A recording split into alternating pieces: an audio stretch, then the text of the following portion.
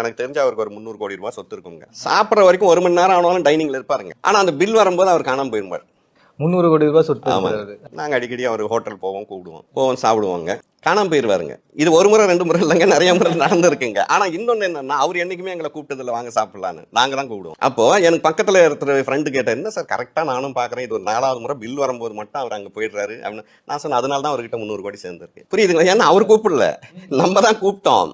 அதனால தாங்க அந்த 300 கோடி பணம் சேர்ந்துருக்கு. இதை நம்ம ஒரு ஜோக்கா எடுத்துக்கிட்டா கூட, ஆனா நிஜம் அதுதாங்க. நான் நாளெல்லாம் உழைக்கிறேங்க, எனக்கு பணமே சேர மாட்டேங்குதுங்க. சேராதுங்க. ஏன்னா நீ பணம் இல்லாத இடத்துல நீ ஒர்க் பண்ணிக்கிட்டு இருக்க. அப்போ பணம்ன்றது எப்போ வரும்? எந்த இடத்துல பணம் இருக்குங்க? பணம் இருக்கிற இடத்துல இருக்கிறவங்களோட லைஃப் ஸ்டைல்லாம் வேற மாதிரி இருக்கும். இப்போ நீங்க கிரிக்கெட் வீரர்கள்லாம் பெரிய அளவில் பணம் சம்பாதிக்கிறாங்க. சினிமாவில் இருக்கிறவங்கலாம் பெரிய அளவில் பணம் சம்பாதிக்கிறாங்க. அரசியல்வாதிகள்லாம் பெரிய அளவில் பணம் சம்பாதிக்கிறாங்க. ரியல் எஸ்டேட் இவங்கெல்லாம் நிறைய பணம் சம்பாதிக்கிறாங்க. இவங்கெல்லாம் எந்த இடத்துல பணம் சம்பாதிக்கிறாங்கன்னா, மக்கள் பணம் எங்கெல்லாம் புழக்கம் அதிகமாக இருக்கோ அந்த இடத்துல ஈஸியாக பணம் கிடைக்குங்க. இப்போ கிரிக்கெட்ல வந்து நீங்க என்னதான் விளையாடினாலும் மக்கள் வந்து 100, 200, 1000, 10,000 டிக்கெட் வாங்கிட்டு போறாங்க பாருங்க. அதனால தான் அந்த மக்கள் பணம் அங்கே புழக்கத்தில் இருக்கிறதுனால தான் அவங்க கோடி கோடியாக சம்பாதிக்கிறாங்க. ஒருத்தர் வந்து 500 கோடி ரூபாய் கொடுத்து ஒரு படம் எடுக்கிறார். யாரும் ஒரு தனியால் போய் 500 கோடி ரூபாய்க்கு சினிமா பார்க்கறது இல்லை. ஒருத்தர் மட்டும் எனக்கு 500 கோடி அப்பா கொடுத்துட்டோம், எனக்கு மட்டும் போட்டு காட்டினா கேட்கிறாரு. அந்த 500 கோடிக்கு அவங்க பணம் எடுத்தாலும் நம்மள மாதிரி ஆட்கள் வந்து 100 ரூபாய், 200 ரூபாய், 300 ரூபாய் அந்த மக்கள் பணம் உள்ள வரணுங்க. அதே தாங்க எல்லாமே எங்க ரியல் எஸ்டேட்டாக இருந்தாலும் சரி, எதுவாக இருந்தாலும் மக்கள் பணம் எங்கெல்லாம் புழக்கம் அதிகமாக இருக்கோ அந்த இடத்துல நீங்கள் இருந்தீங்கன்னா உங்களுக்கு வந்துங்க பணம் சேர்றது வந்து ஈஸியாக போயிடுங்க.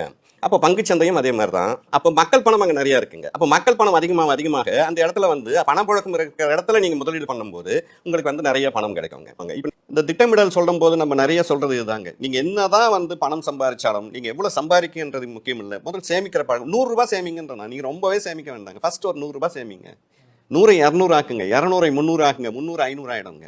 அப்போ பணத்தோட மகிமை என்னன்னாங்க, பணம் வர்ற வழியை நீங்க கண்டுபிடிச்சிட்டீங்கன்னா அதுக்கப்புறம் நீங்க வேண்டாம்னாலும் அந்த பணம் வந்துகிட்டு இருக்கும். அதுதான் அதோட முக்கியமான விஷயம். பணத்துக்கு ஒரு பெரிய மகிமை உண்டுங்க.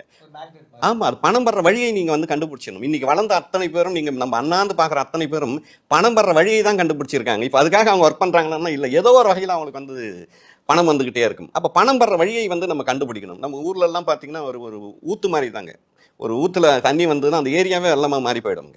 அந்த மாதிரி தாங்க பணம் வர்ற வழியை ஒவ்வொருத்தருக்கும் ஒரு வியாபாரம், ஒவ்வொருத்தருக்கும் ஒரு ஐடியா இருக்குங்க. அந்த ஐடியாவை நீங்க தான் டெவலப் பண்ணணும். அவங்க எப்படி சார் கடன் அடைக்கலாம்? என்ன பண்ணி சரி பண்ணலாம்? அதுதான் சொல்றாங்க. வியாபாரம் இப்போ வந்து ஒரு இடத்துல ஒருத்தர் வியாபாரத்தில் இருக்காரு, இல்லை வந்து வேலையில் இருக்காருன்னா அடுத்தவங்க அந்த வீட்டுக்குள்ள இருக்கிறவங்க வேற ஏதாவது வியாபாரம் பண்ண ஆரம்பிக்கணும். இன்னைக்கு வந்து பாத்தீங்கன்னா வேலை முக்கியமா வியாபாரம் முக்கியமா, நிறைய பணம் கொடுக்குமானா வியாபாரம் நிறைய பணம் கொடுக்குங்க. ஆனா வியாபாரத்தில் ஐடியா இல்லாமல் போனீங்கன்னா இருக்கிற பணமும் போயிடுங்க. அதே மாதிரி பாத்தீங்கன்னா இது மூளையால ஒர்க் பண்ணணுங்க. இந்த ஸ்மார்ட் ஒர்க்குன்னு சொல்றதுங்க. நீங்கள் ஹார்ட் ஒர்க் பண்ணுறவங்களுக்கு பார்த்தீங்கன்னா ரொம்ப ஈஸிங்க. நிறைய பேர் நான் கஷ்டப்பட்டு ஒர்க் பண்ணுறவங்கன்னா அது ஒன்றும் பெரிய கஷ்டம் கிடையாது. இன்றைக்கி இருக்கிற ஐடி பீப்புள்ஸ் எல்லாம் பார்த்தீங்கன்னா ரொம்ப அழுத்தமாக இருக்குங்க. 2 நாளைக்கு வந்து நான் ரிலாக்ஸ் ஆகினா போனோம், ரொம்ப ப்ரெஷர் இருக்குன்னா, ஏன்னா மூளையால் ஒர்க் பண்ணும்போது பார்த்தீங்கன்னா பெரிய அழுத்தம் வந்து உருவாயிடுங்க. உடம்பால ஒருத்தர் வந்து ஒரு ரிக்ஷா மேன் இருக்காருங்க.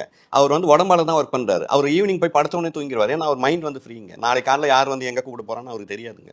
நிறைய பேர் சார் ரொம்ப அழுத்தமாக இருக்குங்க சார், ஐடியில் எனக்கு 24 மணி நேரம் வேலைங்க, எந்த நேரம் லேப்டாப்பில் இருக்கேன், இதுக்காக நான் ஒரு வியாபாரம் ஆரம்பிச்சிடலாம்னு நினைக்கிறேன். ரைட், அங்கே அழுத்தம் நினச்சி இங்கே தெரியாத வியாபாரத்தில் வந்தீங்கன்னா இது அதை விட அழுத்தமாக மாறி போயிடும்.